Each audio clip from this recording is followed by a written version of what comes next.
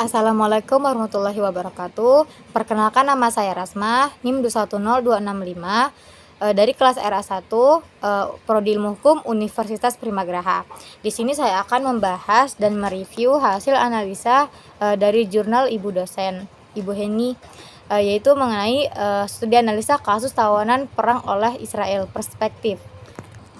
Mengenai metode penelitian yang Ibu dosen berikan terkait jurnal tersebut, jenis penelitian yang digunakan dalam penelitian hukum normatif dengan jenis pendekatan peraturan perundang-undangan, pendekatan kasus, dan pendekatan konsepsional. Sumber bahan hukum yang digunakan tidak terlepas dari aturan yang ada pada hukum internasional dengan mengkhususkan pada peraturan yang mengatur tentang hukum humaniter internasional.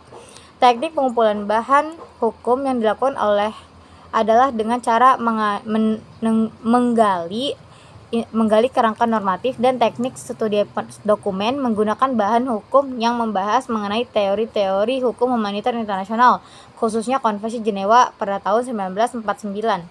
Nah, penelitian normatif adalah jenis penelitian yang berfokus pada penelusuran, analisis, dan penafsiran terhadap norma-norma yang ada. Lebih spesifiknya, penelitian normatif berusaha memahami norma-norma hukum, moral, atau sosial yang mengatur perilaku atau kehidupan manusia. Mengenai hasil analisa saya terkait jurnal yang diberikan oleh Ibu dosen itu tentang kasus perlindungan anak korban perang ini, terutama terkait dengan anak-anak sebagai tawanan perang dalam konflik Israel-Palestina, melibatkan sejumlah aspek penting dalam hukum humaniter internasional. Yang pertama itu Konvensi Jenewa tentang perlindungan korban perang, atau yang bisa disebut dengan GCIV. Konvensi Jenewa 4 secara khusus menetapkan perlindungan yang diberikan kepada orang-orang sipil selama konflik bersenjata, termasuk anak-anak. Mereka harus diperlakukan dengan hormat dan dilindungi dari segala bentuk perlakuan yang tidak manusiawi atau merendahkan martabat. Yang kedua itu Konvensi Hak Anak yang biasa disebut dengan CRC. Konvensi Hak Anak menetapkan hak-hak khusus bagi anak-anak yang terlibat dalam konflik bersenjata. Salah satu aspek pentingnya adalah hak untuk diidentifikasi sebagai anak-anak dan tidak diperlakukan sebagai dewasa dalam konteks konflik. Yang ketiga, prinsip proporsionalitas dan perlindungan sipil. Menurut hukum humaniter internasional, pihak yang terlibat dalam konflik harus menjaga proporsionalitas dalam penggunaan kekuatan militer dan meminimalkan dampak terhadap populasi sipil termasuk anak-anak. Dalam kasus tawanan perang anak Palestina oleh pihak Israel, kepatuhan terhadap hukum humaniter internasional menjadi perhatian utama, melibatkan yang pertama itu perlakuan yang layak terhadap tawanan perang. Anak-anak yang ditangkap atau ditahan harus diperlakukan dengan hormat dan sesuai standar perlakuan manusiawi. Mereka harus memiliki akses terhadap pendidikan, layanan kesehatan atau medis, dan perawatan yang sesuai dengan usia mereka. Yang kedua itu mengenai pemisahan dari tahanan dewasa, tahanan perempuan, tahanan anak-anak. Itu dipisah sesuai dengan Konvensi Hak Anak. Anak-anak tidak boleh ditahan bersamaan dengan tahanan dewasa atau harus diurus dengan mempertimbangkan kebutuhan dan usia mereka. Jadi anak-anak yang ditawan oleh pihak lawan itu ada yang berperang atau konflik itu tidak boleh disatukan dalam suatu tahanan, harus dipisah sesuai usia juga. Nah, yang ketiga, upaya untuk merehabilitasi dan reintegrasi. Pihak yang terlibat harus berupaya untuk merehabilitasi anak-anak yang terlibat dalam konflik dan memfasilitasi reintegrasi mereka ke dalam masyarakat. Jadi fasilitas mereka harus dipenuhi juga walaupun mereka ditahan ya. Nah, namun dalam kenyataannya implementasi hukum humaniter internasional dalam konflik Israel-Palestina ini menjadi kontroversial dan terkadang menghadapi tantangan besar. Pengamatan atau laporan dari berbagai lembaga internasional, misalnya PBB, seringkali mencatat adanya pelanggaran terhadap hak anak-anak oleh pihak Israel, anak-anak Palestina. Kasus ini menunjukkan pentingnya penegakan hukum humaniter internasional untuk melindungi anak-anak yang terlibat dalam konflik bersenjata dan mendesak perlunya pematuhan yang lebih baik terhadap standar tersebut dalam situasi konflik yang kompleks. mengenai perlindungan hukum terhadap anak korban tawanan Israel. Konvensi Jenewa III tahun 1949 membahas perlindungan bagi tawanan perang pasal 105. Ini dalam pasal 105. Dalam konvensi tersebut mengatur tentang penghinaan atau ancaman terhadap terhadap tawanan perang. Pasal 105 Konvensi Jenewa III menyatakan bahwa tawanan yang tidak boleh dipaksa dalam bentuk apapun untuk memberikan informasi yang bisa merugikan negara mereka atau negara yang berkonflik dengan negara asal mereka.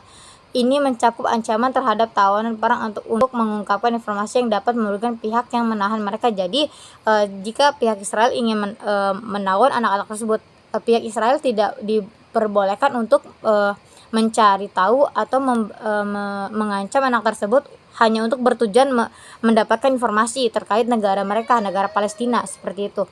Nah, dalam konteks perlindungan anak korban perang antara Palestina dan Israel, pasal 105 ini memiliki relevansi karena anak-anak yang menjadi tawanan perang atau ditahan harus dilindungi dan tidak boleh diancam atau dipaksa untuk memberikan informasi yang merugikan mereka atau pihak lain. Seperti itu apa yang tadi saya jelaskan.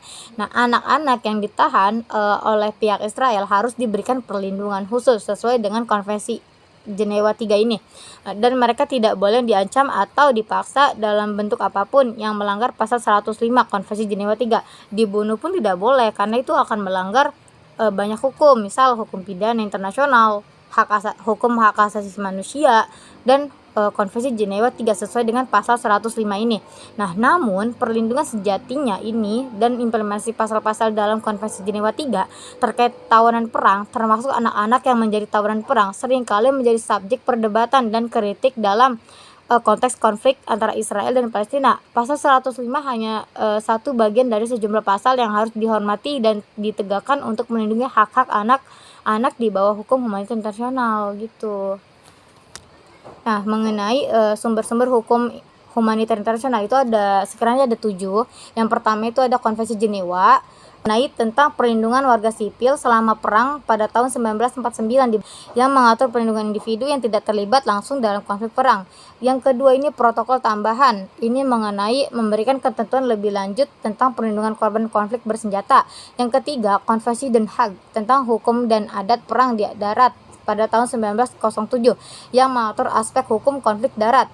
Yang keempat, Statuta Pengadilan Pidana Internasional atau yang disebut dengan ICC yang mencakup kejahatan perang dan kejahatan terhadap kemanusiaan. Kelima, ketentuan adat dan kebiasaan. Beberapa norma hukum humanitar internasional muncul dari praktik dan kebiasaan negara-negaranya, negara-negara lain gitu.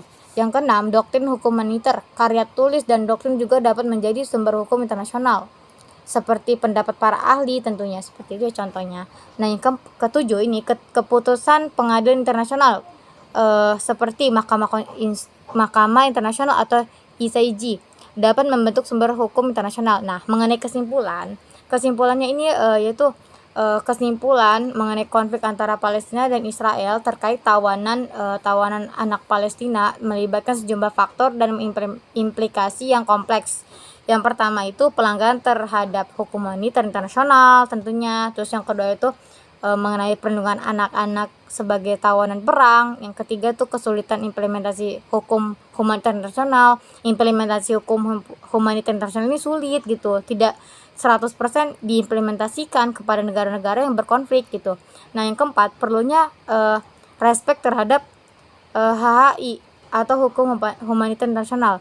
Kesimpulannya yang dapat diambil adanya perlunya semua pihak yang terlibat dalam konflik ini ya, baik Israel maupun Palestina, untuk lebih menghormati dan mematuhi prinsip-prinsip hukum humanitar internasional guna melindungi hak-hak anak-anak, termasuk anak-anak yang menjadi tawanan perang, serta untuk mencegah pelanggaran terhadap hak anak manusia dalam konflik bersenjata.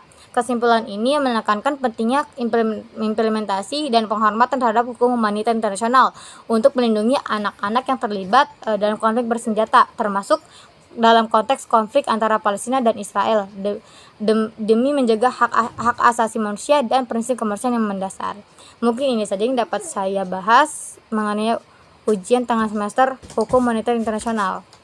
Saya ucapkan terima kasih. Wassalamualaikum warahmatullahi wabarakatuh.